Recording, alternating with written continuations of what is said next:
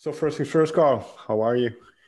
Yeah, I'm quite good today. I can honestly say that I'm well. That's good to hear. You say today. What does that mean? Should I read Uh, into that? I don't know. No, just 2020, I guess. Like, Fair enough. yeah, people I think have been probably even more up and down this year. You know what I mean? And riding the roller coaster. But for the most part, I've been pretty blessed and um, yeah, I've been okay. I Okay. think people have had it worse than us. That's for sure. Fair enough. Yeah, very good. At least that you are still okay. Before we get into the record, I'd like to jump back way to the beginning now. Do you remember the first album or first artist that you were absolutely obsessed by in your younger years? Oh man, there's a few of those. I think I think you sort of go on that journey as well. Like Mm. and I'm definitely someone that sort of gets obsessed with something and then kind of moves on and then gets obsessed with the next thing. And I still do it. Like whether it was Daniel Romano from Canada and then I'll just like get full on hooked. And then I'll overdose it and then I'll move on. But oh man, the earliest one. I guess I don't know. I guess it was maybe even like the Doors, Okay. because I think my dad handed me down Pink Floyd and Jimi Hendrix and the Doors, and that I think they just always had that mystery Mm. and magic, like that kind of original rock and roll magic. And I heard Iggy Pop talk about the first time he saw like Jim Morrison perform and how much of an impact that had on him as well. And when you sort of think about rock gods and stuff like that, Jim Morrison is definitely one of those. Sure. Um, but I think also, in of that time as well, bands like Pearl Jam actually, I remember being really into them in primary school, and also Nirvana, because it was the grunge era. Fair enough. Yeah. Um, Well, yeah. that's quite early. You say primary school, so that's quite early. Did you know from an early age that music was going to be kind of that path that you wanted to walk down? I don't think so, but it always played a role in my sort of headspace, I guess, because Mm. my parents evidently, I probably didn't know back then, but they had pretty good taste. So I was surrounded by, whether it was John Lennon or I remember like Joe Cocker was on a lot, and some of that stuff was like so alive. And bands like what is it, The Crazy World of Arthur Brown, like lots of psychedelic stuff, which was Okay. quite, yeah, it definitely stayed with me. Sorry. Um, so I remember things like John Lennon and Joe Cocker, I don't know, like having some sort of heaviness to it, some sort of weight to it that would always stay with me, where I knew that I could get some sort of emotional release, and also just it did something to me, like music sort of took me somewhere else, for lack of better description. Sure. So, but I don't think it was until I was in my late teens where I really felt like, oh, I want to sing and this feels good. And, playing guitar, because I originally played drums because my dad was a drummer. And then I picked up a guitar maybe when I was 17 or something. So it What didn't come until a little bit later. when you did that, when you picked up a guitar, when did the songwriting come in? Because I can imagine that happens more, or is more conducive to playing the guitar than maybe drums. Yeah, I think so. Again, probably not. I didn't have the guts to really do it Mm. until I moved to Europe in 2000. Moved to Copenhagen actually in 2008, because we originally lived in Barcelona. Mm. And I remember trying to dabble with some shows, but I hadn't written any songs, so I'd just get up and do like the Lemonheads and just sing whatever, and Beck and Cat Power and all this stuff. So I didn't have the guts to actually write lyrics and a melody until we moved here into Copenhagen in 2008. Okay.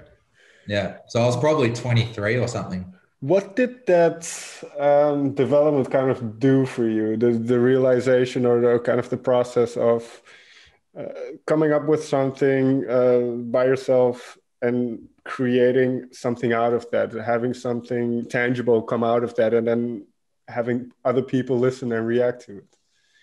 Yeah.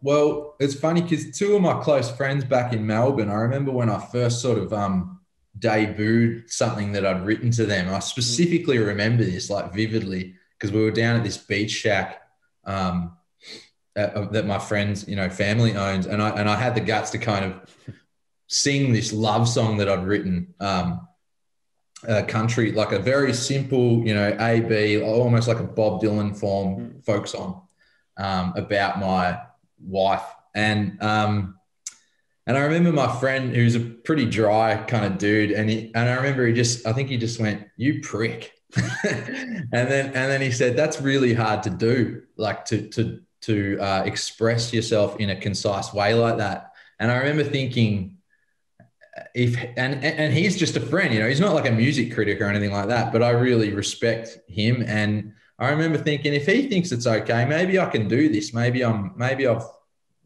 got a little skill here or something like that, and I just had the belief from that moment on that, and it felt right. And I wanted to continue doing that. But yeah, I remember also writing letters to like some of my heroes, like back then, Mr. E from the Eels, and asking for songwriting tips, and never got a reply. I don't even know if I sent it, to be honest with you. So, because I was and Jeff Tweedy as well, like these kind of masters of song, like in my opinion, of just like simple folk song. And like, how do you do it? What's your secret? And they probably wouldn't have wanted to tell me anyway, Well, if you have I was supposed to talk to Jeff Tweedy twice last week, but it fell through because of timings or scheduling things. So if you have a good question for him, let me know and I'll ask him. Thank you, man. That would mean the world. I mean, don't even get me started. He's definitely one of my heroes. But let's talk about songwriting a little bit more then, because now this is album 3, if I'm not mistaken. So what have you over the years learned about not only your own songwriting, but kind of the process of songwriting and the way you like to approach it? Yeah, well, obviously with this project, and he's busy working in the studio today, but this is essentially a duo. So Casper and I do everything together. We write the melodies together a lot of the times, and we produce and mix and master the records all ourselves. So we do it all self-contained in Casper's studio here in Copenhagen. And so in that way, I'm very blessed in a way because I've always had someone to turn to. I think a lot of artists who go it alone, there's sort of two sides because you've got full control, which is great. Like sometimes, all artists want that at certain points, whether that's the ego, just, I'm going to call it I'm going to call all the shots, man. Sometimes you just really want to do that. But I must say, I'm so grateful that this band is based around Casper and I as a duo because, again, just that privilege to be able to turn someone and throw something at the wall together and say, what do we think about this? So I think along the journey, this is album 3, we've been able to work our methods into some sort of serendipitous kind of, it flows quite easily for us. It actually does. Not that making albums is easy in any way, but the songwriting point of it, I don't know. It feels like it's sort of, we know what we're doing and we leave space for each other when needed. You know what I mean? When it comes to, one thing in between then, because I seem to remember that this album was mostly written with some distance between the two of you. So was that because of the whole pandemic and everything that's going on in the world? No, it was before that. It was it was at the start of 2019 when we really started sending demos to back and forth because I was based in Tenerife. Okay. Because my wife was shooting a movie down there. So I was with our 1-year-old daughter and walking around this volcano, and it was just the perfect new environment to get inspired.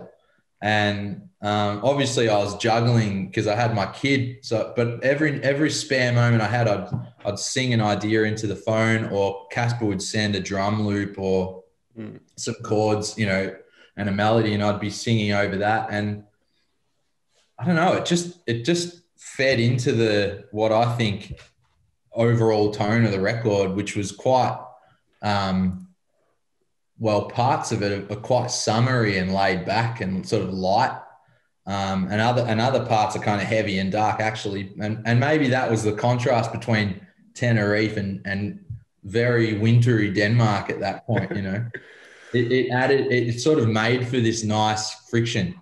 Well, that's interesting that you said it, because I did write a bunch of lyrics down, so we can see how far we get with those. But first, about Tenerife, the song "Top of the Hill," was that done inspired by that big mountain there?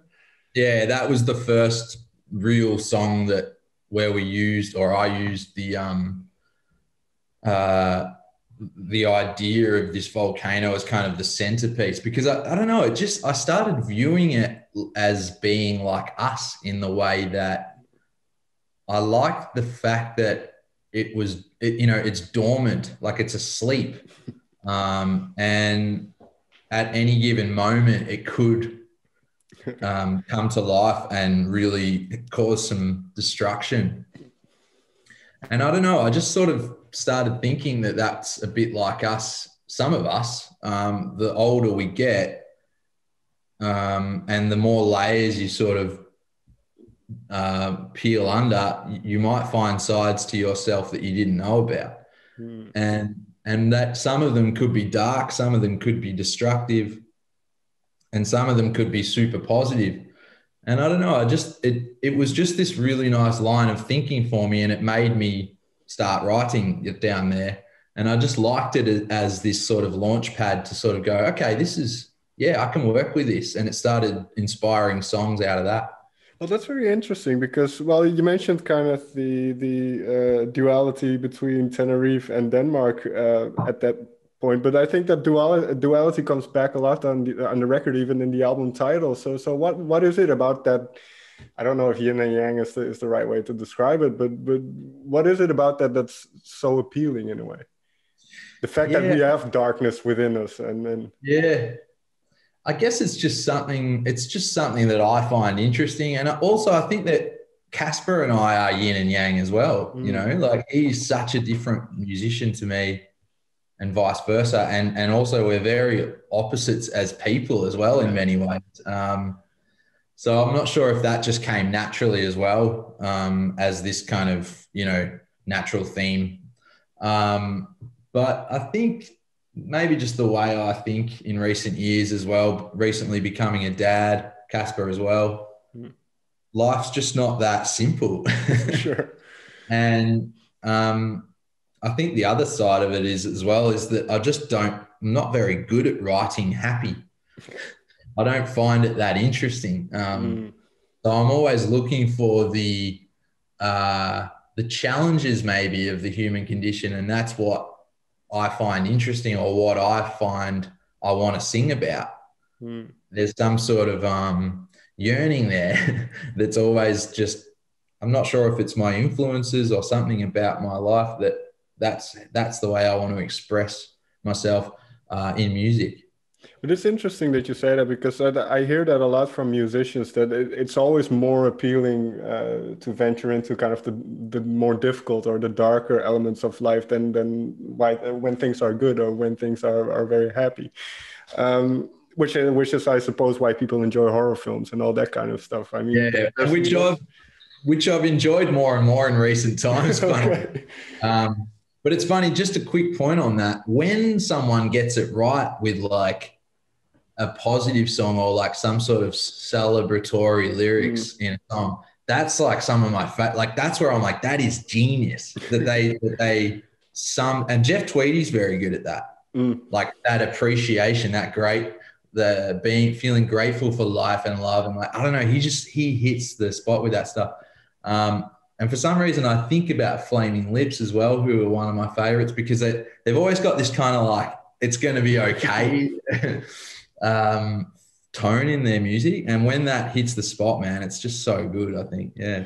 Well, for me personally, what I've always enjoyed a great deal is for instance, reggae music, Bob Marley's music, where it sounds so joyful, but if you pay attention to the lyrics, then there's another layer. It's much deeper. I've always liked those kind of dichotomies in music.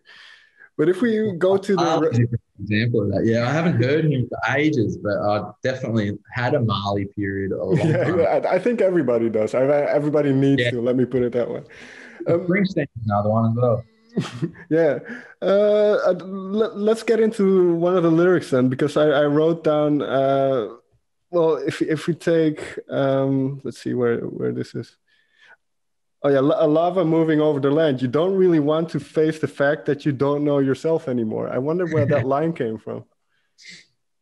I mean, I think I would probably think that I was actually reflecting on a friend of mine. That line makes me think of a certain friend of mine. But again, I think it's so easy to also maybe just be talking about myself with that line. And then again, for the listener, you know, maybe that stirs something. So again, I like that it can be, yes, it has duality, and it is kind of the classic artist explanation of like, it's up to you to interpret. But a lot of the stuff is self-confessional when it comes to my lyrics. I really think that line was inspired by a friend of mine who was going through some stuff. But I can relate. Sure, that I think a lot of us can. Yeah. But in that sense, then, if you have that kind of core theme, no, let me ask it differently. When do the lyrics come in? Is that something that continuously happens, or do you write the music first and then add lyrics? Yeah, the songs, so far with this band, the songs arrive first, like the music, and then I go away and write the lyrics. But what we'll do is I'll kind of sit there and we'll agree on what is the melody. So I'll just sit there and I'll sing gibberish. And I know that this is a method for many artists. And every now and then out of that gibberish comes a line that might even just spawn so much, you know, and it could be spare of the moment, you know, absolute rubbish, but sure, for some reason it hits the, you know, it sparks the right line of inspiration. And then other times it's like, I don't know, it can be like some sort of little gift, you know, from the clouds. Because but it's hard, man. Writing lyrics is tough. Like, you ask all my friends here, I've got some pretty talented, amazing friends around me here, like peers who are doing the same work. I can think of one friend of mine who plays guitar in our band, actually, and he's got an amazing project called Luster, and him and I talk about it all the time. You know, it's a grind. It's a real grind. Well, what I find interesting about song, especially lyric writing, then, the light is bugging, but when it comes to the lyric writing, then because you have the music ready, does that influence what type of lyrics? Because like you say, you kind of go off the top of your head then, but do you think that influences the sound of the music? Does that influence what type of lyrics come out? Yeah. Oh, 100%. Like, there'll be some sort of emotion or, you know, evocative tone in something that Casper's produced in his crazy lab, and that's sort of the way he talks, you know, that's the way he expresses. He's an alchemist of finding new sounds. Like, that is his favorite place to be in, is just in his studio cooking up weirdness, but also beautiful pop melodies.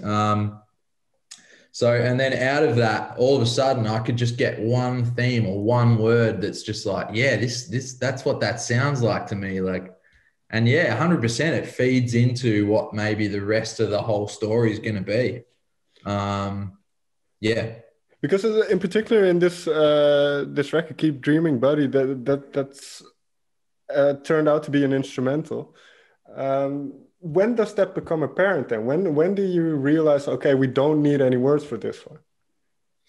Yeah, well, I think from memory with that specific song, I think we wanted to not only have a song on the album that was sort of like a breather, like a little break. A lot of the times we really fill the canvas and we just needed to let some air into the record. But also aside from that, we wanted to have a track on there that was sort of the way, tried to capture exactly how it is when we just sit down together in the studio and write something. And that's him on acoustic piano and me on acoustic guitar. And that's like us at our core. And I think there's those two elements plus one other element, which is, or a couple other things, but we tried to keep it as minimal as possible. The other thing is like, I think it's a Mellotron or something. Wurlitzer. There's Wurlitzer. Right. So that was sort of the reason why we wanted to sort of just zoom in on what is the core of me and Casper making music together. I can't remember why we decided not to have a vocal part. Maybe I think we just felt it was stronger as like this small vignette where you can kind of, open a door and look in there and it's like this soothing room, and then you can step back out into the more, grandiose songs that we have. But I will add as well that both of our kids, who are both 2 years old, they're the voices on there. Okay. We just auto-tuned them, and it's one of my favorite moments on the album because obviously, because my daughter's on there and Casper's son, and to be able to just sort of, because they were a huge impact on this record because they came into our lives, Sure. First album since becoming dad. So to be able to have them on there and have them on there forever now, it's just, it's a nice moment. Final question then. You mentioned making a record will always be hard. It's never easy. And I imagine, especially when you have a young kid around, it's even more difficult to juggle everything at once. How do you look towards, are you already writing? Because we are now in a period of dormancy in a way. Yeah.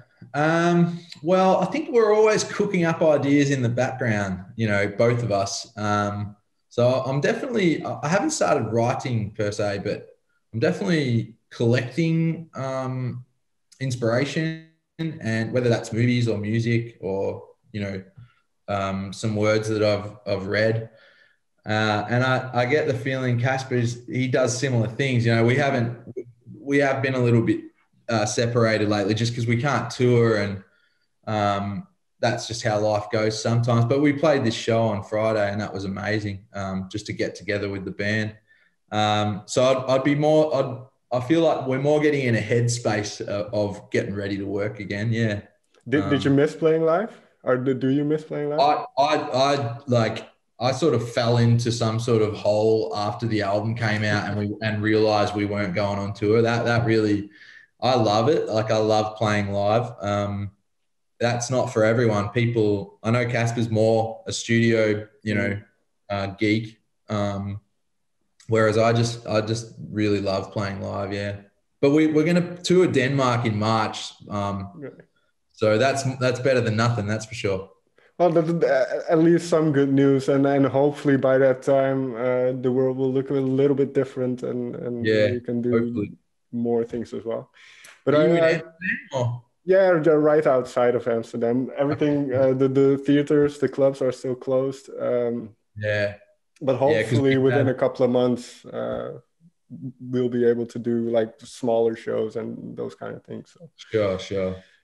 Keep our hopes up. Carl, thank you so much for taking the time. Yeah. And I wish you have a great day. Yeah, man. You too. Thanks again.